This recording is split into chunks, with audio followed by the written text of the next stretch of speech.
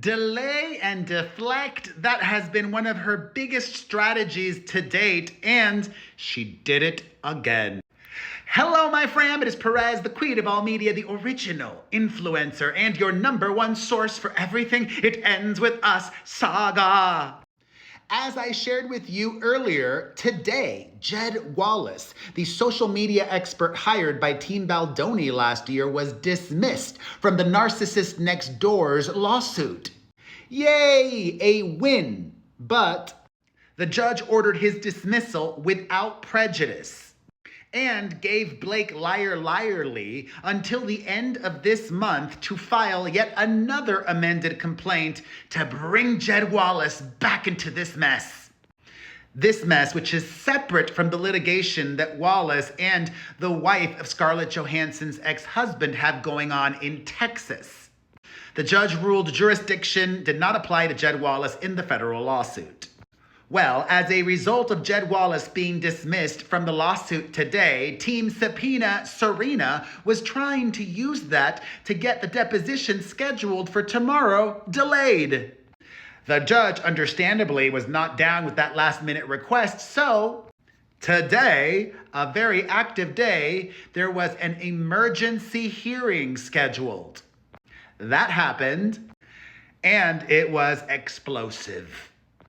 Several of the lawyers had already flown to New York City, where the deposition is taking place, from California. Jed Wallace's lawyer was on this call. He was at the airport in Texas, where Jed Wallace lives and works.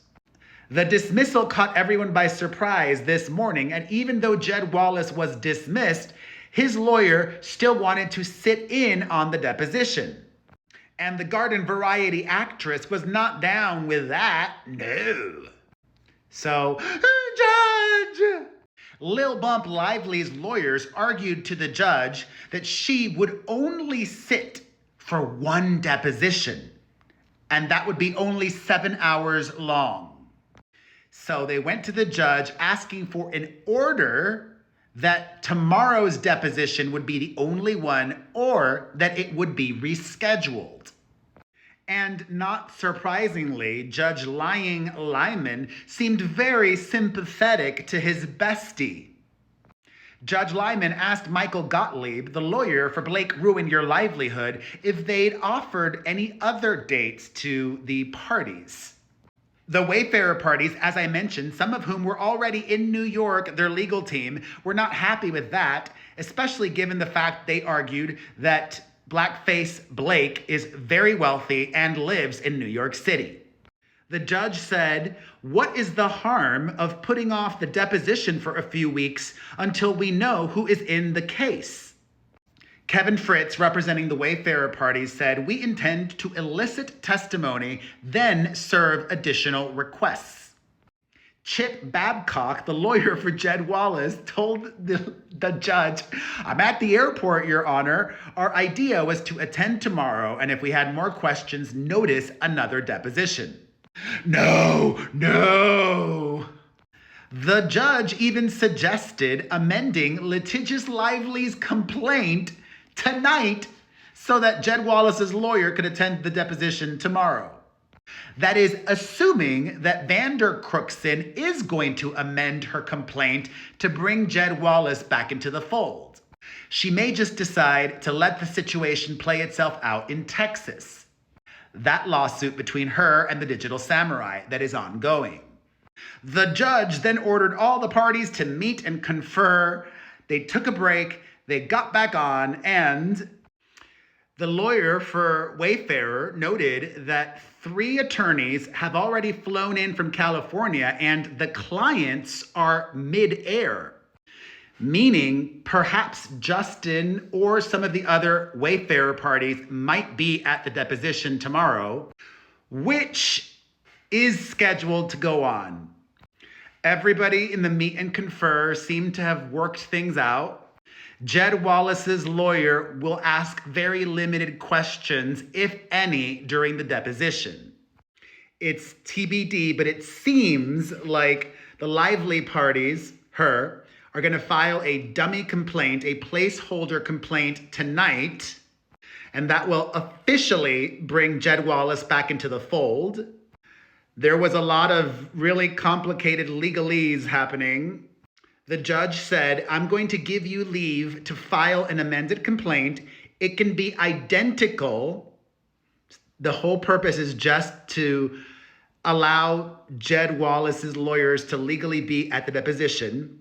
And you can do another complaint, a proper one, not a dummy one, by the end of July, he told Michael Gottlieb. So, after all this drama, things are scheduled to proceed tomorrow, ... But who knows? There might be another emergency that comes up for Met Gala Medusa. And that's not everything. The judge today also took a jab at content creators. As I've been sharing with you all, the Sisterhood of the Traveling Plantation alum subpoenaed Google over very sensitive information, including credit card and bank info for some of their users. The Woody Allen apologist is adamant that the Wayfarer parties have been paying off content creators to talk smack about her on the YT. Babe, people have happily been doing that on their own because of you. You're the problem.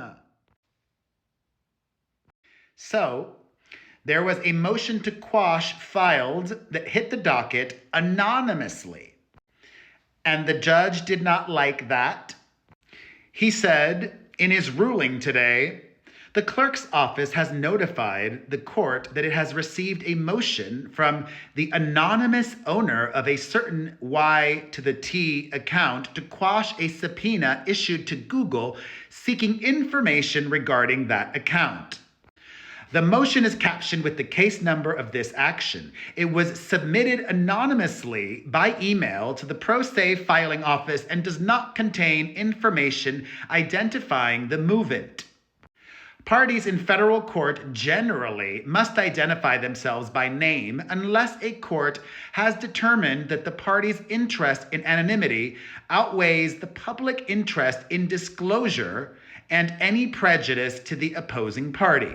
Accordingly, the court will not entertain the motion to quash unless it is either de-anonymized or accompanied by a motion requesting leave to proceed anonymously in this court and explaining why the movant's interest in anonymity outweighs the public interest in disclosure and any prejudice to the opposing party. Well, that user who filed anonymously today has identified herself. It is content creator Cassidy O'Connell. She says, that order Judge Lyman posted earlier was about my filing. After it was rejected, the manager of my LLC signed since the channel is what was subpoenaed and not me personally. Okay. So she's named herself, but I think it's ironic still that the Never With Teeth icon fights viciously for her privacy, but not the privacy of others. Now we wait. Will Lady Rugpool live up to her name and pull the rug and plug at the last minute? Stay tuned. I will keep you updated on everything because I'm Perez, the queen of all media, the original influencer, and your number one source for everything It Ends With Us saga. Let's discuss it all in the comments section. See you there.